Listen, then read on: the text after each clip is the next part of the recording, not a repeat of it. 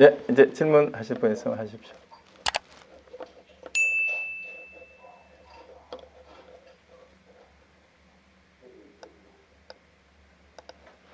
네, 그 자리가 감이 잡히십니까? 어렴풋하게나마 감이 잡혀도 괜찮아요. 그래서 야, 그 자리가 뭔지 알 것 같다라고 가슴이 두근거리는 분이 있으셔야 좋은데, 그래야 마음이 통하는 분이.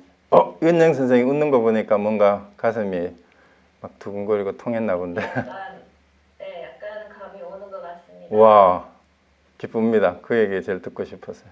네. 그럼 거기가 어디예요? 다시 한번 일러보세요. 그럼. 거기가 어디예요라고 하는 거기. 오, 예, 좋습니다. 좋아요. 나중에 따로 점검하세요. 확인하십시오.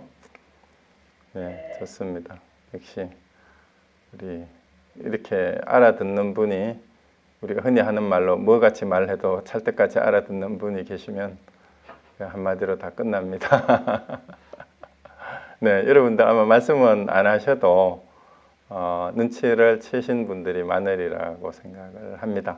그리고 또 하나, 제가 이제 얘기를 하다가 보면 그게 어딥니까라고 이렇게 질문을 하다가 보면 마치 좀 욱박 지르는 것처럼 혹시 좀 이렇게 들릴 때도 있을 수 있어요. 제가 알아요. 제가 흥분하고 막 얘기를 하다 보면 제 얘기만 막 하거든요. 그리고 그 다음에 또 하나, 이제 많은 분들이 이제 이게 같이 이제 줌으로 다 서로가 보고 있으니까, 내가 잘못 얘기했다가 체면 상하면 이제 시쳇말로 쪽팔리면 어쩌냐, 이런 생각을 하시는 분들이 계시는데 전혀 그렇지 않습니다. 엉뚱한 질문이든 뭐 어떤 생각이든 자기 혼자 그 생각을 가지고 있으면 한 번도 이게 객관적으로 점검하고 평가받을 기회가 없어요. 그래서 창피한 거 전혀 아니니까요. 조금만 의문이 생기거나 다른 견해가 생기거나 하면 이럴 때 말씀을 하시고, 또 생각이 다른 것 같으면 내 생각은 다르다라고 따질 수 있어야 됩니다.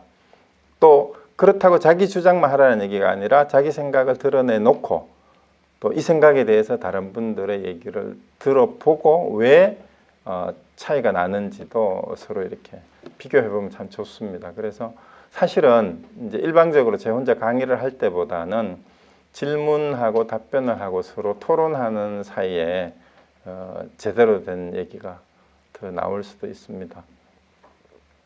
이렇게 아무 얘기나 혹시 하실 분 있으면. 질문이 있는데요. 네, 하십시오.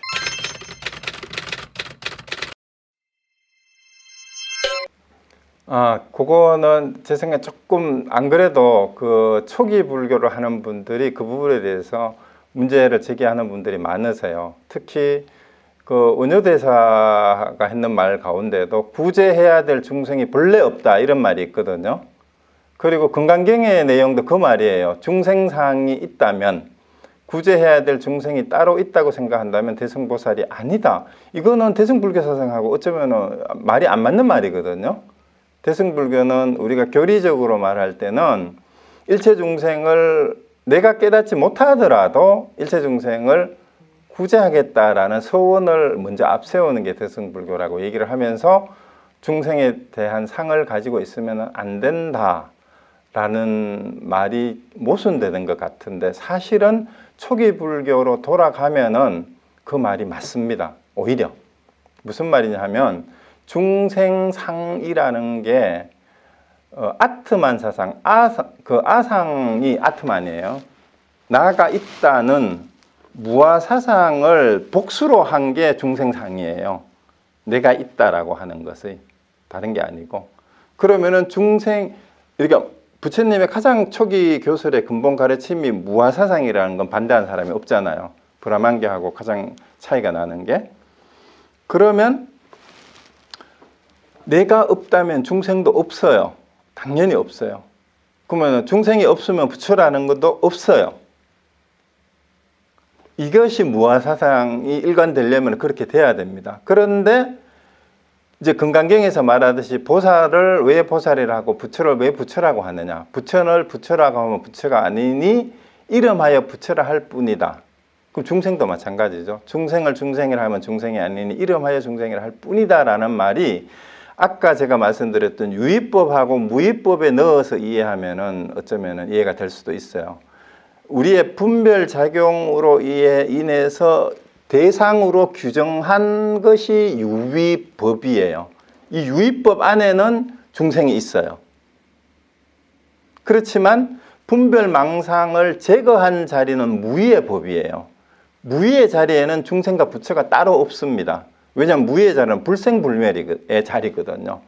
열반의 자리, 우리가 이제 교리상 설명을 하기 위해서는 열반을 성취한 사람을 부처, 성취하지 못한 사람은 중생. 그러니까 먼저 성취를 했기 때문에 성취하지 못한 사람을 구제해야 된다. 이거는 이제 논리적으로 설명을 하기 위해서는 그렇게 설명을 해야 되는데, 근본적으로 중생이라는 것이 따로 있다라고 해버리면은 중생은 구제가 안 돼요. 왜냐하면 중생이 실체로 있다면,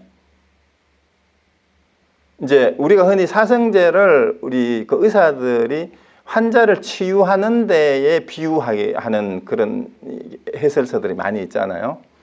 그럼 중생이 병이 걸려 있기 때문에 유명하게도 그런 얘기가 나오지만, 병을 치료하는 의사가 이제 그 부처다, 이제 보살이다 이렇게 얘기를 한다면, 이제 병이 걸린 사람이 환자인데, 그러면은 병이 정말 있느냐? 병이 진짜 있다고 실체시하면 이게 유아론이 돼요. 병이라는 것은 우리의 망상인데, 그게 이제 정신적인 망상뿐만이 아니라 잘못된, 정신적으로는 망상과 착각인데 육체적인 병이라 하더라도 잘못된 허물이에요. 이 허물만 바로잡으면 병이라는 건 본래는 없는 거다라는 입장이 중생이 본래 없다라는 말이에요. 그래서 중생 구제를 제우선에 두면서도 중생이 본래 없다라고 대승불교에 와가지고 자꾸 얘기를 하는 이유는, 내가 구제해야 될 중생이 따로 있다고 생각하고 나와 중생을 이분법적으로 구분해 놓고 나는 보살이고 구제해야 될 중생들을 대상화하는 오류를 범하지 말아라. 궁극적으로 내가 구제를 한다고 하지만 구제해야 될 중생이 실제 있는 게 아니라 분별망상에 의해서 유의법으로 중생이 지금 드러나 있는 것일 뿐인데, 그들도 본래 똑같은 불성을 가진 존재일 뿐이다라는 의미를, 그냥 그걸 설명을 다 생략하고 중생은 본래 없다. 왜냐하면 다 불성이 있다. 이 말을 그렇게 표현한 것이 아닌가, 저는 그렇게 생각합니다. 모두가 불성을 가진 존재이기 때문에, 불성 가진 존재가 곧 부처죠. 모두가 부처인데 자기가 부처인 줄 모르는 상태에 빠져 있는 사람을 중생이라 할 뿐이니까 사실은 따로 구제할 게 없고 본인이 부처인 걸 알면 그뿐이다라는 얘기가 될 수 있습니다.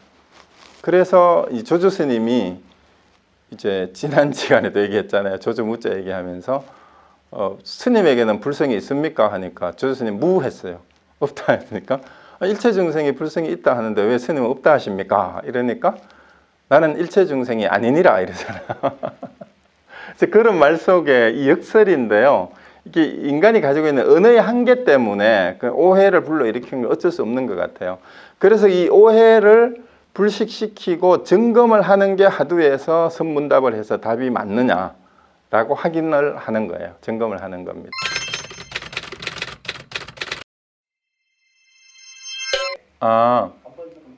그냥 그거는 상식적으로 생각하시면 됩니다. 공안이라는 말이 공문서라는 뜻이잖아요. 원래 그 한자말이 파생된 게 공공기관의 문건이라는 뜻인데, 선불교에서 이제 공부를 시키기 위해서 이게 이제 관행화된 이제 공문서처럼 공식화된 일종의 선문답이란 뜻이에요. 공안이라는 말은 이제 널리 알려진, 그걸 이제 다른 말로 화두라고도 하는데, 그 공안은 이제 공부를 한 사람들이 이론만이 아니라 자기 스스로 이제 경전에서 배우고 이론을 통해서 배우고 혹은 법문을 듣고 일상생활에서 살아가면서 궁극적으로 그 가르침에 대면해서 자기 스스로 그 답을 찾아가는 일종의 문제라고 생각하시면 될 것 같아요. 너무 어렵게 생각하지 말고. 그런데 그 문제들이 뭐 3000개니 1700공안이니 하는 거는 이제 경전에 소개된 잘 알려진 그런 선문답의 그 카테고리들이, 그 에피소드들이 뭐 1700개다 3000개다 있다는 얘기고요. 그 중에 이제 대부분이 아주 자연 발생적으로 부처님 당시부터 경전에도 있고 스승과 제자 사이에 주고받았던 말 중에 이제 이런 일화가 뭐 부처님하고도 있었고 어떤 스님하고 제자하고도 있었는데 그때 이런 문답 속에 깨달았는데 그 어떻게 그렇게 깨달았을까? 이제 그걸 가지고 와가 일종의 예제죠. 그걸 통해서 이제 그 답을 찾아보면 이제 그와 관련되는 이제 부처님이나 선대의 조사들의 가르침이 확인이 되는 과정이니까 이제 깨달음으로 가기 위한 수행 방편의 하나예요, 공안은. 그래서 공안에서 제시하고 있는 그 공안을 한 가지 궁금한 거는 네. 제가 한 가지 궁금한 거는 깨달음을 확인 점검하기 위해서 공안을 쓴다라고도 또 말을 하고 있습니다. 그렇죠, 네, 그렇죠. 네. 앞뒤가 서로 맞지가 않는 거가 아닌가? 아니 이제 그런 거예요. 누가 깨달았다고 한다면 네가 정말 깨달았는지 어디 여기에 한번 답해 봐라라고 하는 거예요. 예를 들어서 이게 세속에 공부를 한다고 생각합시다. 세속에서 뭐 국영수 무슨 과목을 하든 이제 학생을 가르치는데 야, 다 알겠냐? 알겠습니다. 그럼 문제는 시험 친다? 그 시험이 공안이에요. 그 시험을 쳐서 문제를 내보니까 다 맞췄으면 네가 확실히 알았구나. 그거죠. 근데 뭐 시험을 안 쳐봐도 알았다라는 게 없어지는 건 아닙니다. 다만 이제 그런 과정을 통해서 진짜 깨달았는지 스승들이 한번 확인 사살을 해보는 거죠. 그래서 공안을 너무 신비화할 필요도 없을 것 같아요. 또 이제 깨닫지 못한 사람은 그 문제를 통해서 이제 그 집중을 해서 이제 그 바른 깨달음이나 바르게 공부한다는 게 뭔지를 이렇게 그 몰아가는 그런 효과가 있습니다. 그래서 깨달은 사람은 그걸 점검하는 방편이 되고 깨닫지 못한 사람은 바른 공부길로 집중하도록 하는 또 방편이 되기도 하고 그렇습니다. 네, 고맙습니다. 네. 어설프게 하는 게 제일 무서운 것 같습니다. 그렇죠. 네. 그래서 이제 어느 방편이든 마찬가지예요. 사실 위파사나에도 그 스승을 찾아서 반드시 그 진행되는 과정을 계속 상담을 하고 점검을 받아야 됩니다. 위파사나에도 혼자 내가 해가지고 깨달았다 하는, 물론 부처님은 혼자서 이제 명상을 해서 깨달았지만 극히 드물죠. 그래서 이제 혼자 깨달은 분을 독각승이라고도 해요. 이제 연기법을 혼자 깨달은 사람을 이제 그런 분들이 간혹 있기는 있는데 이제 스승 없이 깨달은 분은 극히 드물다라고 얘기를 하죠. 근데 간혹 그런 사람이 있어요. 아마 저 육조 단경에 나오는 영가행각 스님 같은 분은 이제 육조 스님한테 점검하러 오기 전에 이미 깨달은 사람인 것 같아요. 그 육조 단경에 그 적혀 있는 내용을 봐도 와가지고 바로 육조대사하고 거량하고 그 일숙각이라는 이름 붙였잖아요. 바로 가려고 하니까 하룻밤 머물러 가지 그러냐 하니까 하룻밤 자고 갔다고 해서 일숙각 하루 자고 깨달았다는데 사실은 벌써 이미 공부가 됐는데 육조를 해능대사를 만나서 점검을 한 거죠. 그리고 하루 자고 가라 하니까 자고 가고 그래서 바로 법을 얻어 갔다고 해서 하룻밤 자고 깨달음을 성취했다라는 별명이 붙은 사람이 영가행각이건데 사실은 육조한테 배우지도 않았어요. 따로 공부를 해가지고 이제 달마대사로부터 내려오는 법맥을 이었다고 하니까 그럼 그 달마대사로부터 전해지는 이신전심의 법문이 영가행각이 내가 깨달은 거하고 맞는지 이제 다른 스님이 해능대사 찾아가서 확인해 보라 그랬거든요. 그 찾아가가지고 거량을 딱 해보니까 이제 두 사람이 의견이 맞으니까 이제 육조대사가 옳다라고 인가를 했고 영가행각도 거기서 이제 받아들이고 그냥 간 거죠. 그렇듯이 이제 화두는 일종의 그런 거라고 생각하셔도 됩니다. 그래서 일단 해보시고 나면 그렇게 신비화할 문제가 아니라 그냥 세상의 시험 문제하고도 똑같아요. 이제 한 학기 공부를 했으면 기말고사를 쳐서 100점이 나오는지 제대로 알았는지 점검하는 문제라고 생각하면 제일 편합니다. 차라리. 네. 네.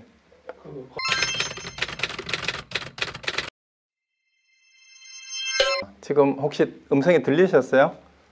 이게 현장에서 질문을 하셨는데 이제 질문의 요지가 뭐냐 하면은요. 하도 공부를 하면서 뭐 하도를 타파했다, 뭐 점검을 받았다, 누구한테 점검을 해야 된다 이런 얘기들도 하고 뭐 하도 하나를 들고 뭐 평생을 해야 된다 이런 얘기들도 하고 뭐 그러는데 또 하도 하나만 하면은 다 끝난다 이런 얘기들도 하고 그래요. 근데 이제 하도 공부를 하면서 정말 조심해야 될 게 뭐냐 이제 이 질문의 요지가 그거였어요. 그런데 사실 화두 공부는 다른 게 아니에요. 제가 생각하는 화두는 의문이에요. 의문, 질문이에요. 일단 1차적으로. 도대체 우리는 왜 태어나서 왜 생로병사하는가? 부처님이 출가하게 된 의문이죠. 그 질문에 대한 답이 결국은 이제 불교를 잇게 했잖아요. 그 제가 생각하는 최초의 불교의 공안은 부처님의 출가 동기가 된 질문이에요. 왜 생로병사하고 윤회를 벗어나지 못하는가? 그와 같이 그 질문이 자기 안에서 분명해질 때 그 질문에 대한 답을 얻기 위해서 공부를 하는 거예요. 부처님이 그랬잖아요. 그럼 우리도 불교 공부를 하는 게 여기 계시는 분들이 개인차는 있겠지만 깨달음이 뭔가 아니면은 뭐 진짜 이 불교를 통해서 자기가 각자 알고 싶어 하는 게 있을 거란 말입니다. 그것에 대한 이제 문제 제기가 화두나 공안이라고 생각하시면 되고요. 그래서 그것을 점검하는 것을 자기가 스승이라고 생각한 사람에게 이제 일반적으로 선지식이라 그러죠. 이게 내가 생각하는 여기에 답은 이건 것 같은데 이게 불교에서 말하는 부처님이나 옛날 조사들이 말하는 가르침과 어긋남이 있느냐 없느냐 제가 이해한 게 맞습니까? 라고 확인하는 과정이 점검하는 과정이에요. 그러면은 이제 화두는 어떻게 공부를 해야 되느냐? 자기가 정말로 궁금한 문제가 또 1700공안이나 3000공안 중에 어느 하나가 아니라도 관계없어요. 자기 삶에서 가장 절실한 문제, 해결되지 않는 문제, 뭔가 답을 알고 싶은 문제가 있으면 그 문제의 답을 어떻게 하면 찾을까라고 고민을 해야 돼요. 부처님처럼.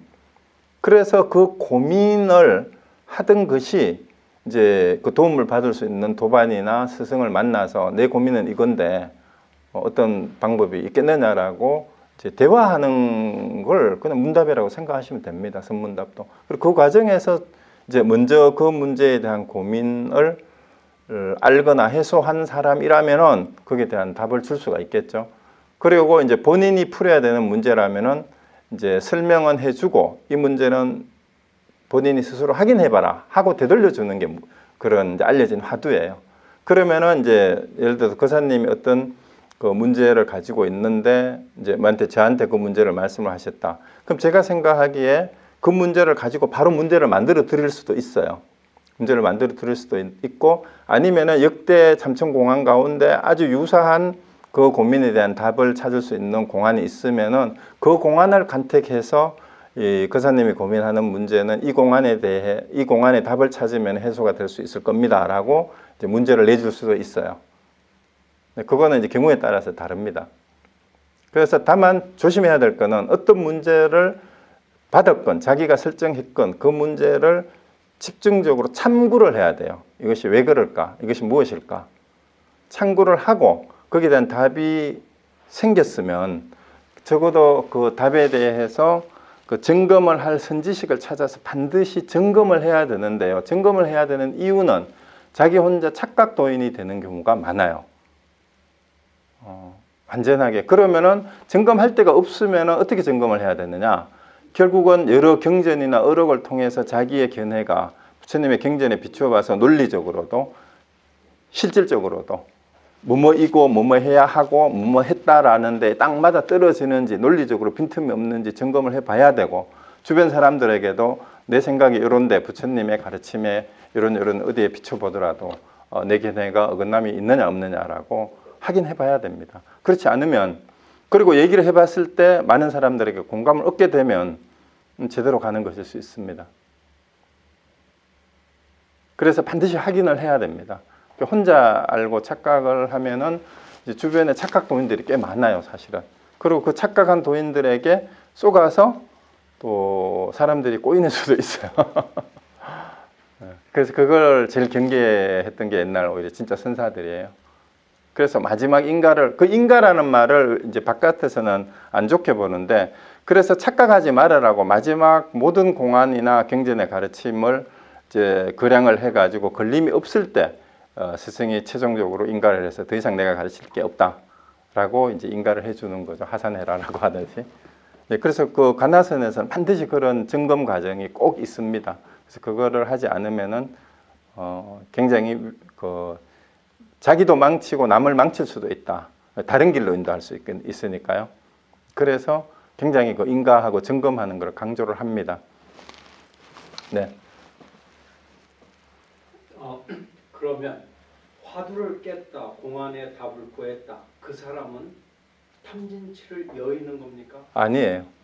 이제 우리가 화두가 3000공안이나 1700공안이 있다고 얘기하듯이 우리가 오늘 다룬 문제만 해도 여러 가지 세부적으로 나누면 부수적인 문제가 많잖아요.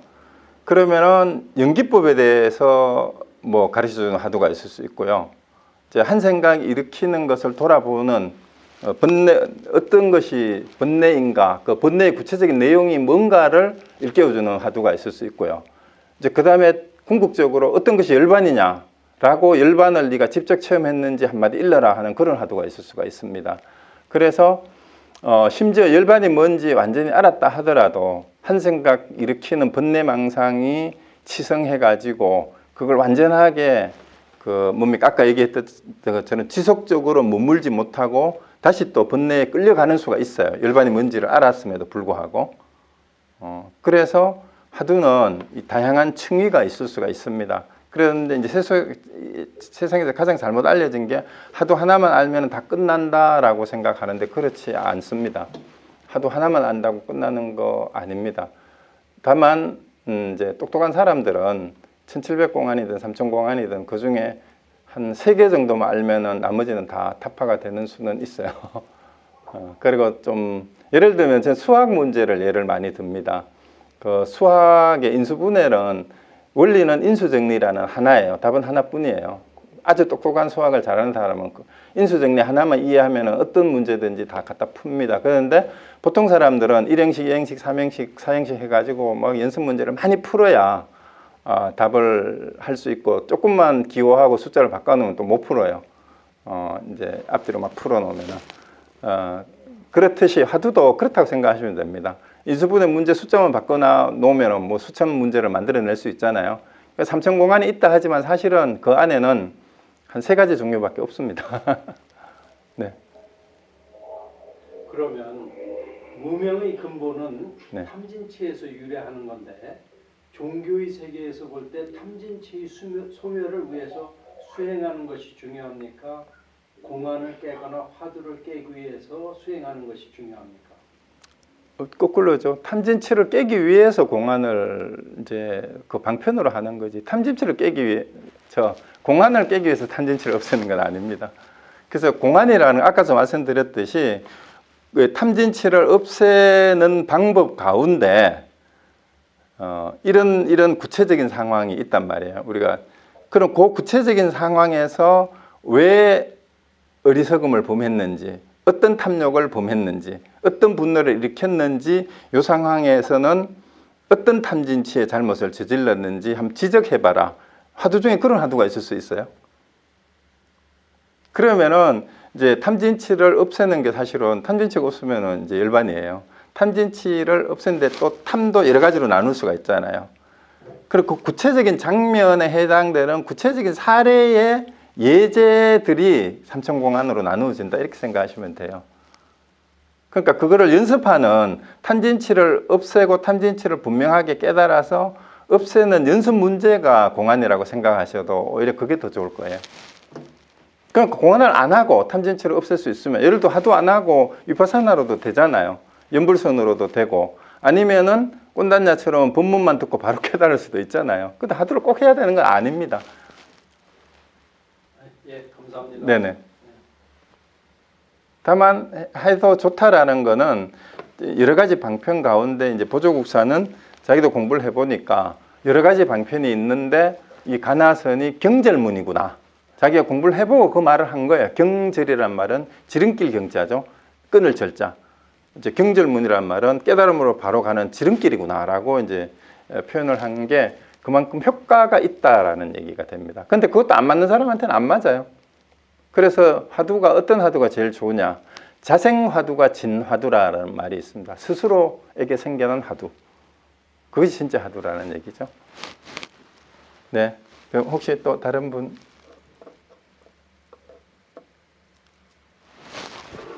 예, 없으면은 우리 시간이 벌써 아이고 5시 같이 넘었네. 2시간이 지났구나. 예, 그러면 오늘 여기서 마치고요. 다음에는 이제 사성제는 했으니까 아마 삼법인하고 그 연기법 준비를 해서 2주 뒤에 찾아뵙도록 하겠습니다. 네.